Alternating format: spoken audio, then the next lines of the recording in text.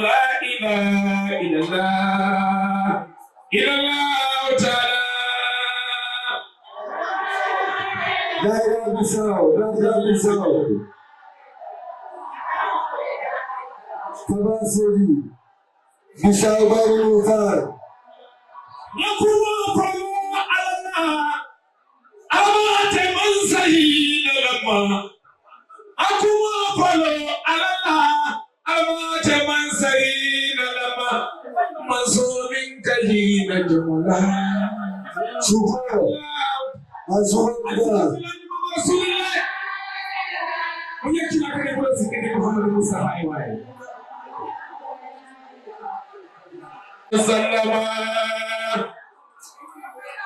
Masarkan kilalin mama yani musu ko kuma sai ka tabbatar da sai kilalin mama wato da yana kuma ne yana da insha Allah ya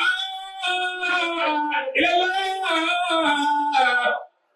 la ilaha illallah Allah la ilaha illallah illallah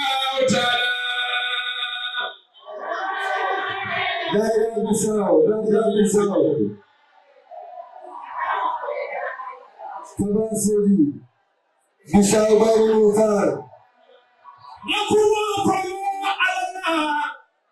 Amate Mansahi Lama. Akuma Palu Allah. Amate Mansahi Lama. Masomin Kahina Jumla.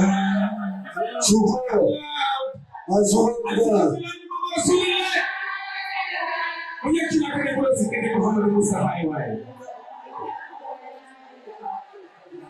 Wallahi Bada su Bissau. Sifaru Mojamalu Benta. Mojamalu Benta. Sifaru Mojamalu Benta. Sinallafadu wala. Ilallah ta'ala. Wallahi.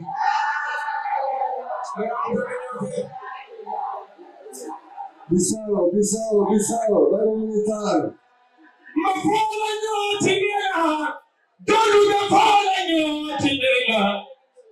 Mafola nyotinela. Dolu mafola nyotinela.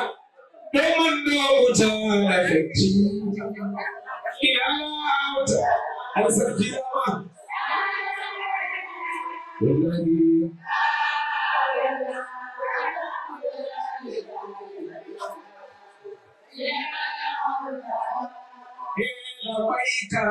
لبيك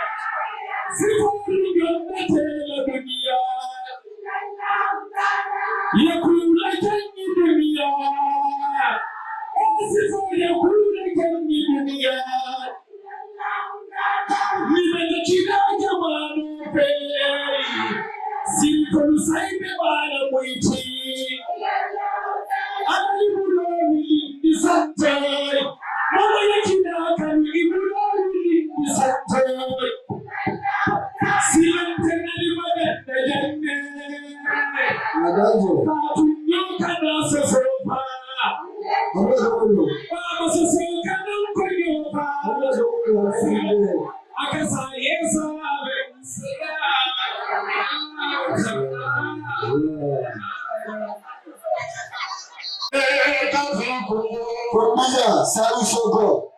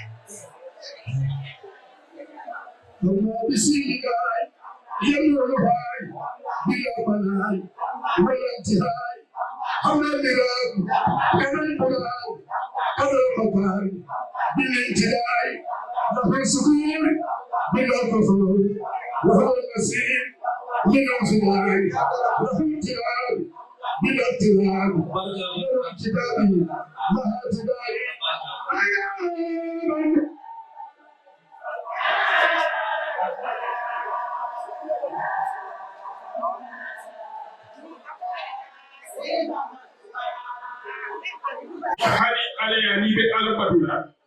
fo yalon fo wotuma miliyaro no ko kana ziyare la bina ko sey sa tew ni kono alaya bulandi haji jara mode sakin si fo mi yi sa telo ay duwa ke mo wala duwa de jabe le si mo la bina ko to bina ko sa de ani abe bam ko min kan s'il faut min foro e min bam min pintirage aya kiba ani s'il faut min nata insatelo ani insate ka fata s'il faut min ma wonni s'il faut ma yulidi be do mon din ka jara wodo mi ko mu insate s'il faut foro mu yaage ika fole Cheikh Mohamed Fadil Kouldoumani sohna Khadija Dimo wole kibaro di ako akimon kono amalo dumalo bina ko sifo o Cheikh Mohamed Fadil akere alabatu ay alako kemol batu abe sufi yana wulo kono sanki tannani Cheikh Mohamed Fadil kedi abe wulo kono lako mo yi jambo na ya katya ka alaka yelmandi ko mi suhu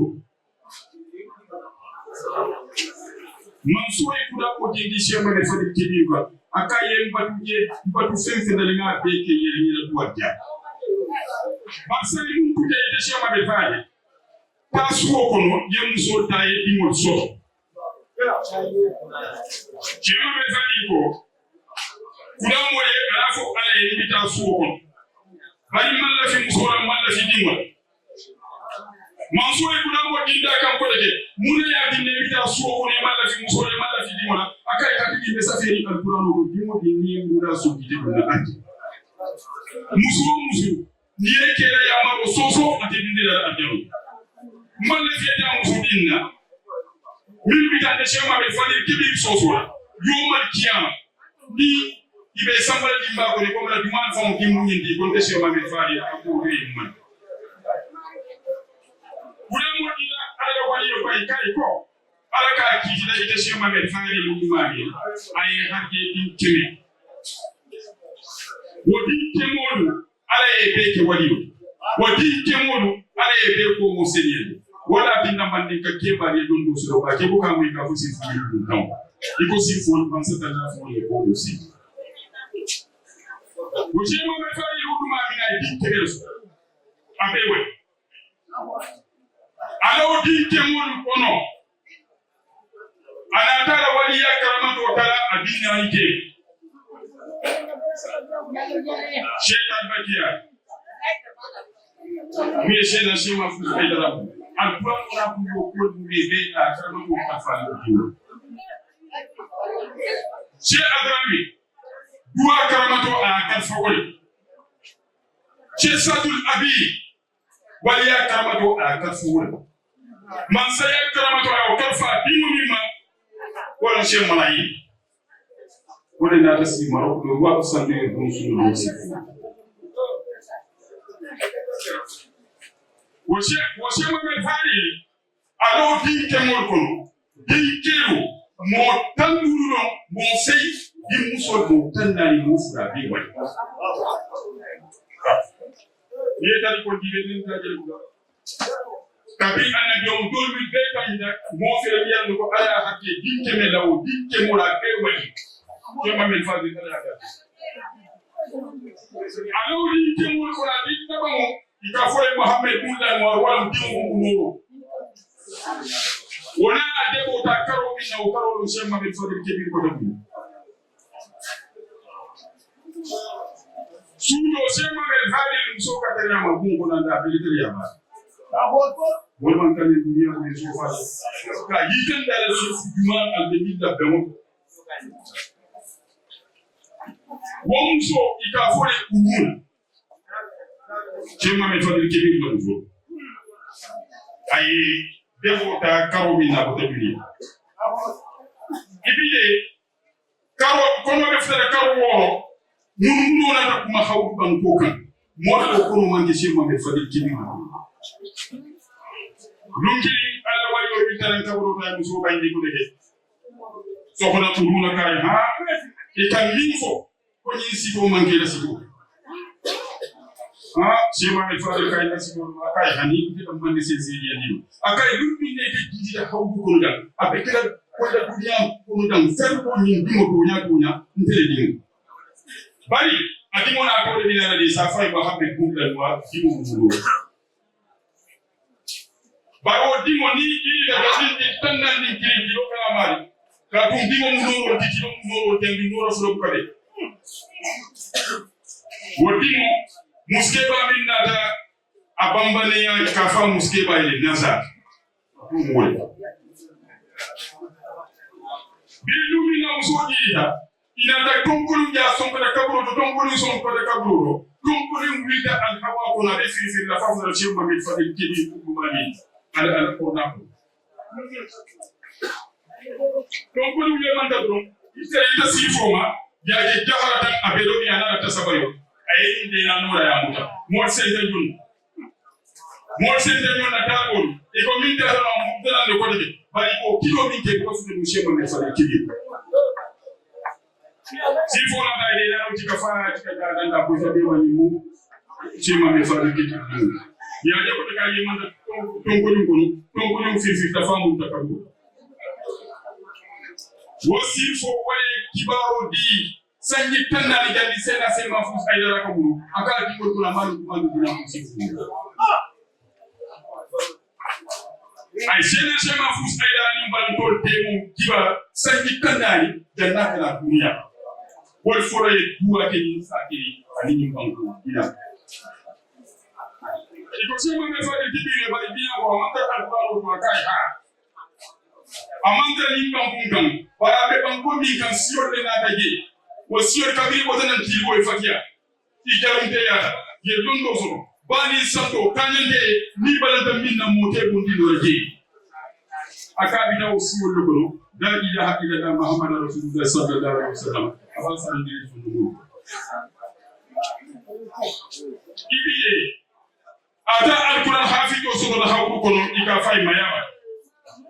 wama yawa aka alquran don dal damma be bayni mu de don do so ke ko alquran ko ya fa Sheikh Mohamed Fadil ma fara asuma ay hadiya dia la di muso abinala Sheikh Mohamed Fadil ka di muso mu de dalaria ana ta di Sheikh Mohamed Fadil Sheikh Mohamed Fadil ay la liya bulo mu da kabri du ma fo santo di ko ni dirgi be santo ni du mu de sifu kibara kunki ya alo kama mbuni wakabin kibara kone fuso wala aliya wala sena shema fuso kedrawu 1857 hawu bon sake ni ka fuge dasa awala sifo mimba de sena shema fuso ka fole shapa dol kay sheta bakiya dol kay jalis mustafa ñin dol be foroso ga kuma ta dan manaki da dami ana mamma wurka funta ka rasul sallallahu alaihi wasallam an wurka kaja shema fu ko dole a wuru da duwi na hawdu kono wadun no mamma e safiro ki sankulo bala ko dadi da hatta da muhammad rasul sallallahu alaihi wasallam ako ayin ne makamu de dimmani de bi nabina ko sifo shema fu da wode dalma shema be fali ko ni ay fungo kan soro mun lenga ka bina ko lenga bina ko ta man sero be safira ay mun ko ke tere ko be fi bina ko ta man sero be safira shema be fali ya dunda lay dun ka ba ko ta ko be jala mun dina ya fu be jala abe ka ala sura ko na ba fu ne bina ko si shena shema ko aba folan nabina ko silfo wuruta nabina ko silfo wuruta o shema fu asiyobe futala wato binna sanyi wowla atara alquran tankara hafiya li dum fanna tawga akil ka tum adimata mamma bulo ko shema ngel fadi adele shena shema fu fayda ku sanyi wo Yandi aka ta karandula ko ya na humini kuma ya na humini afafura da kuya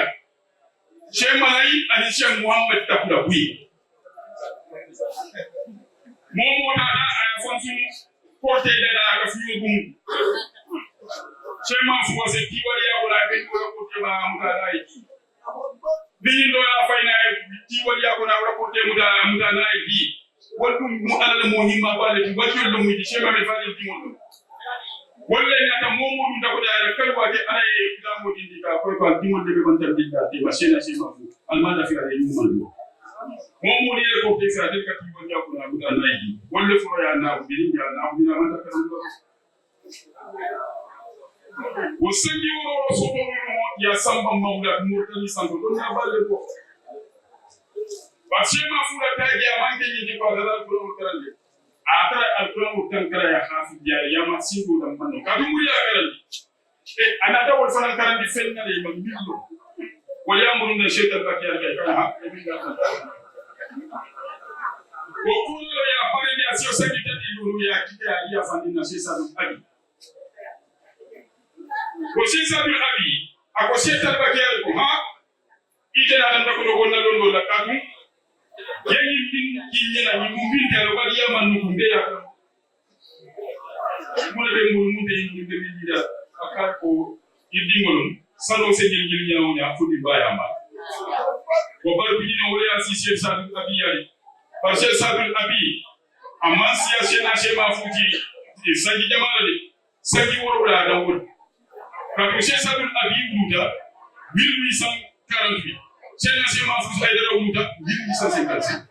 sanni woro la dan wulla pardi ko sandi wala sadiya adada se sani buru batu ay se sadu batu anyam ni ko be bela ko ko don lafta bina ko no nyami fola ani atka fata dimo mi mashi amal biye kuma mo ti tawo bi dara ba abe se sani buru Jesa ni biya guda kan mun ne Senegal don ko kai da hadiya kali bari la ta kiminan wajen ma ko kiminan ke kan kan ise ko ke ima ko rusul shema fu si ta emira abijo hadiya ni na min dole sheta ba ke asan da kan bari ya wala kai du Senegal ban ko kan wado man sake bi de ka fai albumin ya godo hadiya ni Chema fuga ko furo ko woni hadiya chema Princess Aduna ta kula. Katuwa iwa ke Dakar ne. Bi suwa keba min bayindi je wolo yusufa marjeji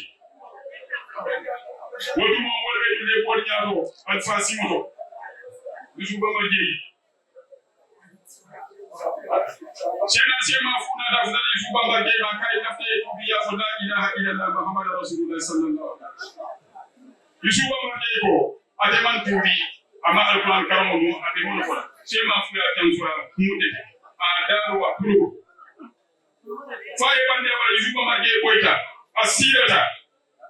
aboto silo ko la la ilaha illallah muhammadu rasulullah sallallahu alaihi wasallam wo lumkiri wono seeda sema fuye alquran o suri yusufa marjeji ko alquran o tanka o lumkiri wo lumkiri wona kida alquran fatim anata bari muso mo fura tika di seeda sema fura Mariama Silla di kampul. Mariama Silla wala sena sema fus aidara na imam aidara budaka. Di kamboja odia dinke baba, adinke baba wala sena sema fe wala shahada na mafuke babu. Bilise sali ya bula. Anatara kordalo shetan bakiya na kordanya dilimula. Abe anaba. Bar somu dummo dum somunda dola wali yasiki. Inalata shetel bakiya kai ko ma shema fuya asirko watan del kanjam ba monom sai la tele fereke ademu wote mo afaka ko sai wado sitale imam maye kibar safe mi da tabi bi bilam abe bile na wado kuna hawlu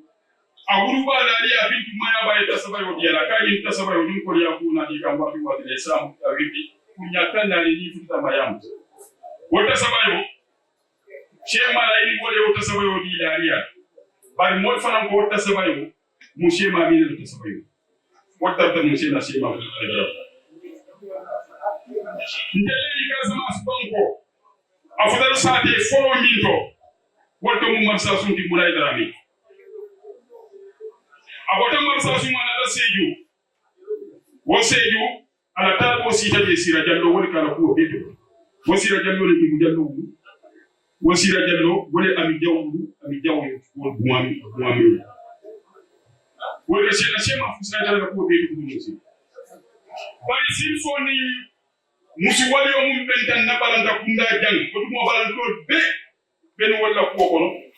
noy ni fo balanto ko le je na e fotan ni mun ne ka bole ka famu muske baye jaaje ra sofna wo jaaje ra sofna asita mangarungul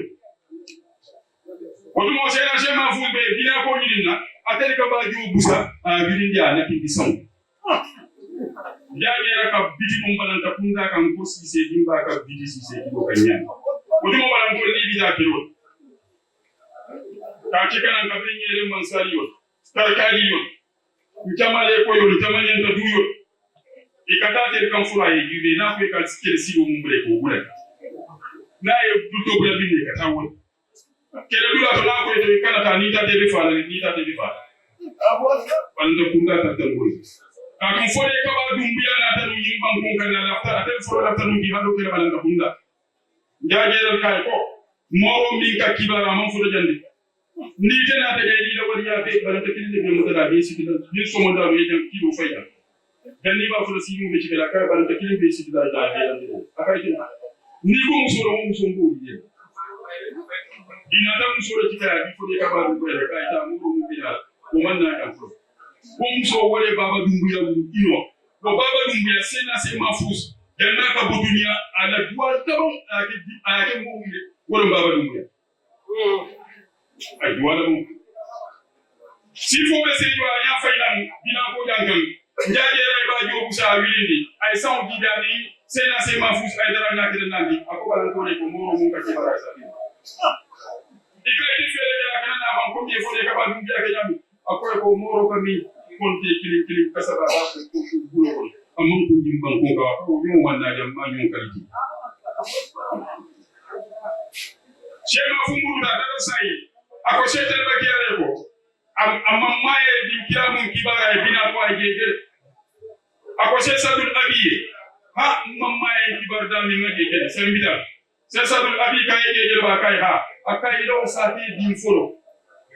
andi ba sati kal furo wolma anda be jogide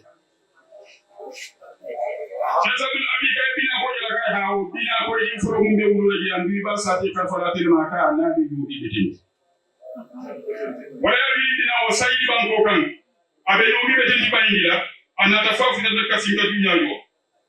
ala sulatal bu fata bu ko to mo soni biya fo le ba iko sema fuzu la baye na atra tonya etela wali mu wali lodi nyimmi fo ta nyim fure kuma fara ko si fo ita sabay wota ay bi bloqué ay fure kili sula ko la fure ya ja gaxal wala muri o fay tan ko fure ci ko tula de ko sena jema fura baye akaye ko na talbe ay ma ikan kan ni hinna ka foko tonya ni sa to def tala moma fo sa ya kuna ne ma baladi mo akaye o baladi mo ndum go jam jema fu kay ala itan ko mo si fo fayda ana ta ñu bité ajiata fode se Boubacar Mali rapportal o fode se Boubacar Mali wale nafa bi mali mu chema fu yonu wole ada bina ko so fo amati ñomi wete ni ko sena chema fu ye nte jambe nte bakan ko danyete ndete chema fu ko kalta ke ñu bi ada ke ñu bi ay ke ñu bi ja kita aya faiba ko ne kalite do de na ta fali mo ba ko de kamra siyanyo ita ta ta dula ko na man ke ñu bi de di ba andu ya ñu bu ka ta biya de kilo adam mo mu chema fu ko ke ñu bi de to on na da kila ki sena chema fu al baye ikan de lay ba accident ñokan Jobon bulugo. Sifo na da jobon. Ay la sakaro ke ginol mi be ba ko na yikiri. Ani ka kada. Ginol ka sena shema fu sen. Para fo e ma ko ni sodo. Goni so ya din tel ginol la ya bula dum ba ko. Ninga goni so kuma ta don. Yo mi be din ko fa ne se ba ko le salon ko ni signalé. Chema fu ko ni be din ko ya ako jobon ko ya limma ko ina ni stopi fimo ke ni stopi na ina dadi abadi wala ay ni so ni ndam ko difaye bande ay ni so kula ni so porta kilo da yesemba ko dino mo bige do ni dala wosi ko sena sima fu ika sa fo sa de mo ko ni so betal lam bu gel na te atifa barna ku mata wato bi na no wo tembo fa na se ba fi ni del fa de dino ni la ma woni so hansa ma be ni bige Apote na ide anata mi dole dasila mi kenyeba wo dasila de kenyeba ala shi atabu ne sanji fura anata dasila mi sitandi fura ala samsidin da do e dara mu do sa ay funu ide faytana na si bande biraso aforo ta bo jam kundan kolle burjani dan fal mulbi bar wol munu suni tele inataki kaya samba kote kundan kote ya kiasi bandi barasu mori na sifo kondo si bandi barasu fara nje kono bisha ay sewu mutana da sena sema fu kondo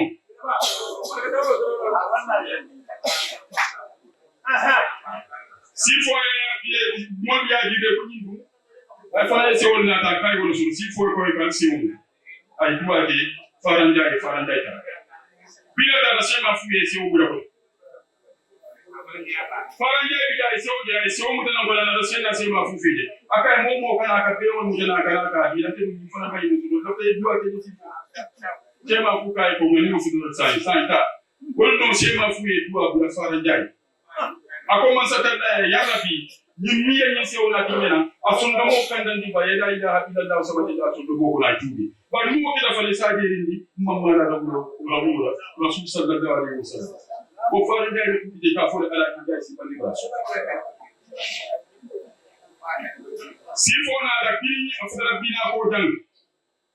wato mo ka kika na suma kunda du masilo bigere min kana bina ko kembu juo bigere kona ye mandaje parce que nden tara faru da kuma yi chema funke ko ni fo ni yi fa so do na da kembu bar mo ka kembu juo fas ni ya fas ya ke juo chema fu do ba ho mo ni ada ni da kila haru ni ataton wo bile ko Chérif Allo le 18 février 1906 aussi on va pas demander de vous da ba Chema fu ala talbo kili Sheikh Ahmadou Alassane Camara akay tan nyaw taboro ibenga talbo tabra be fenne di de yana tuje wono Chema fu la dina ki baadi ali mu wala do Chema fu talbo su ni ngi ba mo ko su ni won nyama diwo kabila Sheikh Ahmadou Alassane Camara fu dama akay sen fo sin foy ko ala talbo mu be Guinée Bissau Gambia Mauritanie Sénégal nay Casamance banko kan wolle hadiya fayna ñu kan iko hadiya la sadi ay aka dum la ko ba ki sadi ay bildo biya ba ta fala dum ba ko ko da de fala dinu da jam sumu genu che Ahmadou Alassane Camara yo jam so ci kana bina avec sala sena sema fu ma gun kono aga sema fu da maketa mo tannan sema fu tannan ko ba